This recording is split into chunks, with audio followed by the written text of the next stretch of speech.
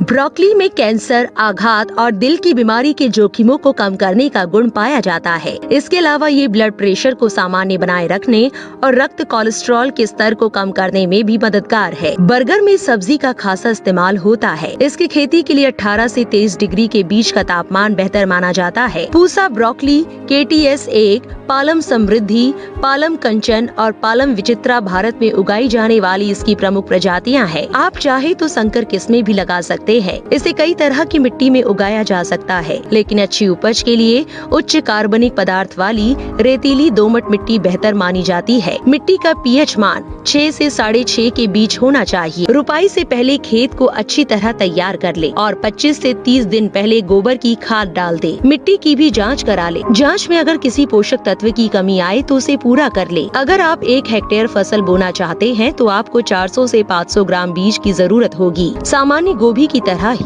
Broccoli की भी पहले नर्सरी तैयार होती है और फिर रुपाई। पौधशाला में इसकी बुआई का समय सितंबर-अक्टूबर है, यानी अभी आपके पास तैयारी के लिए अच्छा खासा वक्त है। पौधशाला में बुआई के बाद गोबर की खाद और मिट्टी को आपस में मिलाकर बीज को ढक दे और हजारे से सिंचाई करे। पौध तैयार होने पर इसे मुख्य खेत में रोप ले। रुपाई के समय कतार से कतार की दूरी 45 सेंटीमीटर और पौधे से पौधे के बीच का फासला 30 सेंटीमीटर रखना होगा। 1 हेक्टेयर के लिए 100 किलो नाइट्रोजन, 50 किलो पोटेशियम और 60 किलो फास्फोरस की जरूरत होती है। जहाँ तक सिंचाई की बात है तो आमतौर पर 10 से 12 दिनों के अंतराल पर इसे पानी देना होता है। पहली 2 सिंचाई के बाद हल्की निराई गुड़ाई करके खरपतवार जरूर निकाल दे, बल्कि तमाम विदेशी सब्जियों के खेतों को बिल्कुल साफ रखे। इसके अलावा जिस खेत में पिछले साल ब्रोकली लगा चुके हैं उसमें इस साल ना लगाए, क्योंकि पुरानी फसल के अवशेष अलग अलग तरह के कीटों को शरण देते हैं। ब्रोकली में फल जब सामान्य आकार का हो जाए तो इसकी तुड़ाई कर लेनी चाहिए।